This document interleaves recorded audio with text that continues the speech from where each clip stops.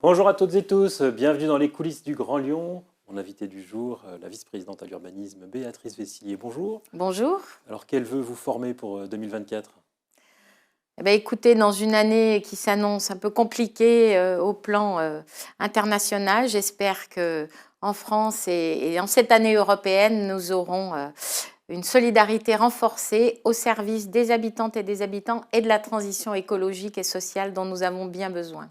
Alors, 2024, pour vous, la vice-présidente à l'urbanisme, c'est un peu l'année des chantiers, l'année des réalisations. Tous les projets qui ont été travaillés depuis le début du mandat vont commencer à sortir avec de grands risques de bouchons, notamment sur les bords du Rhône.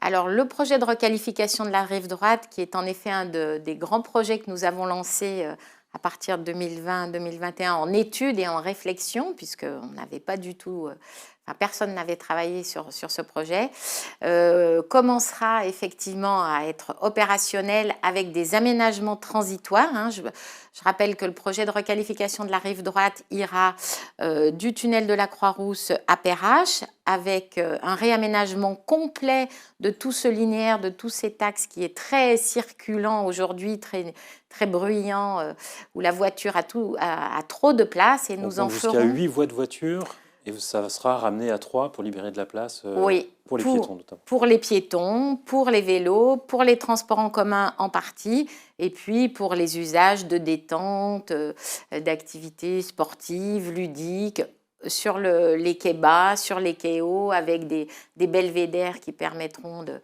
de profiter du Rhône, et des aménagements en bas, en proximité de l'eau, où on aura la fraîcheur du Rhône à disposition. Alors ce sera l'année avant les travaux, puisque les travaux en tant que tels commenceront à l'été 2025. C'est un peu comme la période des guinguettes, quand l'autre rive du Rhône avait été aménagée.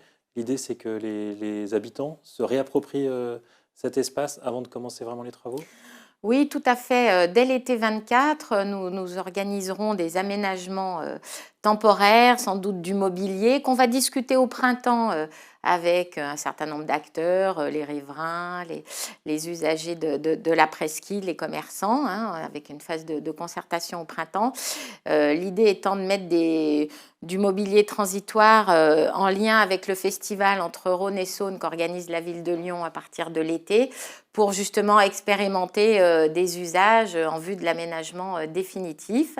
Donc, l'idée, c'est de poser ce mobilier, notamment dans la partie sud, au sud de la place Bellecour, sur le quai haut, de commencer à supprimer quelques places de stationnement et de faire profiter aux Grands Lyonnais de cet espace, sachant que, vous savez, un Grand Lyonnais ou une Grande Lyonnaise sur deux vient en presqu'île une fois par mois, donc c'est vraiment un espace central qui profite à tous les habitants de la métropole.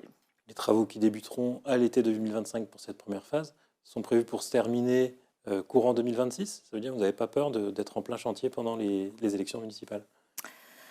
Alors, c'est vrai que nous avons l'objectif de donner à voir dès que possible un début de requalification de cette rive droite qui sera très végétalisée, très apaisée, agréable pour les habitants. Donc, on est dans un calendrier serré, ça c'est certain, mais nous travaillons avec notre paysagiste base, nos équipes de la métropole et de la ville, avec l'ABF, avec le Citral, pour faire en sorte à la fois que le chantier se passe dans les meilleures conditions possibles et qu'on ait effectivement quelque chose de finalisé pour début 26. Dans les nouveautés de 2024, il y aura les grands locaux, ce nouveau lieu culturel. Là, on est sur un aménagement transitoire, c'est-à-dire que c'est de manière provisoire que ce sera occupé par des grands événements culturels. Alors, il s'agit de l'ancien technicentre de la Munatière que nous avons effectivement appelé les grandes locaux et dont la vocation culturelle sera la première occupation de ce site qui va être activé en 24. Nous avons acheté en 23 2 déales à la SNCF. Des travaux sont en cours pour accueillir les Nuits Sonores, le Lyon Street Festival et la Biennale d'art contemporain dès 2024. Donc, c'est un gros travail pour rendre ce site accessible. Effectivement, c'est une première phase temporaire, mais nous espérons et nous avons l'objectif que la dimension culturelle reste forte, même quand on aura un projet d'aménagement définitif de ce site, aménagement définitif sur lequel nous allons travailler avec la SNCF, avec la commune de la Mulatière en 2024, avec une équipe d'architectes en chef que nous sommes en train de recruter. Mais c'est vrai que ce site exceptionnel dans sa localisation, aux portes du centre de la métropole, très bien desservi par les transports en commun, puis demain avec la passerelle entre Gerland et la Saulaie, sera encore plus accessible. Et du coup, il nous semble très important de dire que les sites stratégiques, ce ne sont pas que des sites dans le centre de la métropole. Il y a aussi des sites dans des communes périphériques qui sont importants pour le territoire métropolitain. Le Nuits sonores doit avoir lieu au printemps là-bas. Le site sera prêt. On sait qu'il y avait de l'amiante notamment. Le site sera prêt, nos équipes travaillent d'arrache-pied, je les en remercie parce qu'effectivement c'est une gageure de travailler dans des délais aussi contraints, mais normalement, oui, les choses seront rendues à temps. Alors il y a les bâtiments et puis il y a quelques aménagements des espaces extérieurs pour rendre les sites accessibles, notamment depuis la gare d'Oulin, depuis le métro d'Oulin. Sachant que c'est le tout début de réaménagement du site puisqu'il y a 18 hectares et là que vous n'en allez occuper qu'une toute petite partie pour l'instant. C'est ça, c'est un site très important et on a acheté 2 halles en 2023. Sur le reste du site, les études vont démarrer comme je vous le disais. Dans les autres réalisations ou chantiers qui vont démarrer en 2024, on a notamment le gratte-ciel sud, on a notamment l'avenue Garibaldi sur la partie du 7e arrondissement, les voies lyonnaises. Ça va être l'année de l'urbanisme en 2024. Alors, c'est gratte-ciel centre-ville, c'est plutôt au nord des gratte-ciel, le démarrage de la première opération de construction des lots importants du prolongement de l'avenue Henri Barbus, qui s'appelle désormais l'avenue Simone de Beauvoir. Donc effectivement, une opération de 230 logements avec le futur cinéma, une future grande surface, enfin moyenne surface alimentaire, bureau d'information jeunesse de la ville et des logements, du logement locatif social, du logement bail réel solidaire, du logement libre. Ça démarre en 2024 et c'est très important qu'en effet, malgré le contexte difficile, on ait pu trouver avec l'opérateur Quartus, surtout l'opérateur Quartus ait pu réunir les conditions pour démarrer. La rue Garibaldi, effectivement, plusieurs parties ont déjà été réaménagées au cours des mandats précédents. Là, nous poursuivons cet aménagement. Donc, une 3e tranche sera lancée dès ce printemps entre la rue d'Arménie et la grande rue de la Guillotière. Je me souviens que pour la première partie, ça avait été un moment difficile en termes de circulation automobile, puisque la circulation a beaucoup été réduite. Oui. Vous vous attendez aux mêmes difficultés sur cette partie de chantier? Je pense que maintenant, les Lyonnais ont effectivement intégré et apprécient le réaménagement de la rue Garibaldi, qui a moins de circulation au profit d'un aménagement cyclable, piéton, d'une végétalisation généreuse. Donc, je pense que ça ne devrait pas poser de problème. Là, le chantier important qui démarre au printemps, c'est le comblement de la trémie sous l'avenue Félix Faure. Là. Donc, effectivement, c'est un chantier un peu important. Mais je crois qu'il n'y aura pas de difficulté, d'acceptation, puisque je pense que maintenant, chacun a bien compris l'intérêt de ce type de réaménagement. Nos concitoyens ont envie d'espaces plus apaisés, plus végétalisé, avec de l'ombre, avec de la fraîcheur, des corridors de fraîcheur. Et la rue Garibaldi est un bel exemple de réalisation de ce qu'il faut faire à l'échelle de la métropole et de ce qu'on fait dans d'autres quartiers. On va démarrer aussi les travaux du Maïnarvik dans le 8e arrondissement, le quartier de Mermoz Sud. Là aussi, ce sera un espace public très généreux, très végétalisé, avec une aire de jeu devant la future école, où on modifie les sens de circulation, où on fait vraiment de la place à d'autres usages que les seules fonctions de circulation des automobiles. En termes de travaux, vous allez aussi démarrer le réaménagement de la gare Perrache. Donc c'est le tout début de ces travaux. Finalement, cette gare, vous parlez régulièrement de la supprimer, vous l'avez conservée, vous la refaites pour les 100 prochaines années.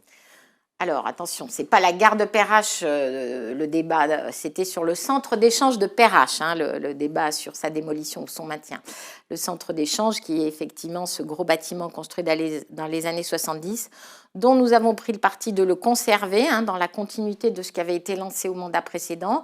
Nous avons désigné un opérateur, Apsys Quartus, avec un architecte qui a proposé une ouverture de ce centre d'échange qui va créer une grande fenêtre. Du coup, on verra la gare depuis la place Carnot, puisqu'on aura une grande fenêtre urbaine à travers le bâtiment du centre d'échange. Et ça contribue au projet Ouvrons Perrache de couture entre la place Carnot et le cours Charlemagne. Et ce qui va démarrer cette année, c'est la démolition de la passerelle entre le centre d'échange et la gare. Dernier mot sur l'urbanisme transitoire, sur lequel vous revenez régulièrement. Le projet phare, c'est le quartier de la Soie, avec notamment l'étape 22D, où il y a du logement, de l'hébergement d'urgence, un développement économique autour du vélo. Oui. Il y aura un nouveau développement économique en 2024. Tout à fait, c'est un site très important que nous avons acquis en 2021 auprès de deux entreprises, entreprise Bobs, entreprise Thyssen. Et du coup, aujourd'hui, nous activons plusieurs usages économiques avec des activités autour du vélo en effet, mais autour du réemploi, puisqu'on aura l'entreprise Iloé aussi qui va s'implanter en 2024. Nous aurons un gestionnaire pour ce site qui est immense, Plateau Urbain, qui accueillera d'autres entreprises autour de l'alimentation notamment et pas seulement. Donc ce sera un site d'urbanisme transitoire autour de l'économie très important et on a une fonction d'hébergement puisqu'on y a installé des modulaires pour accueillir des jeunes qui relèvent de notre compétence protection de l'enfance. Donc c'est un site très intéressant et c'est un bon exemple de ce qu'on veut faire dans les biens que nous acquérons. En attente d'un projet urbain définitif, on les met au service de nos politiques publiques, politiques économiques, politiques d'hébergement, politiques culturelles, politiques de végétalisation, selon les cas. On a des sites comme ça à Saint-Priest, on en a à Bron, à Rieux. À Bron, par exemple, on fertilise des terres sur l'ancien site où était l'immeuble UC1 qui a été démoli il y a 2 ans maintenant. Eh bien, nous allons y entreposer avec une entreprise compétente des terres qui vont être fertilisées et qui seront après réutilisées dans l'aménagement définitif des espaces verts du quartier de Bron-Parilly. Donc, vous voyez, il y a une multitude de possibilités dans l'urbanisme transitoire et on trouve que c'est très intéressant pour gérer le temps long des projets et pour mettre au service de différentes politiques publiques et de différents acteurs des biens qui appartiennent à la métropole. Béatrice Vessier, je vous remercie. Merci de votre invitation. Je vous dis à demain pour une nouvelle émission des coulisses du Grand Lyon.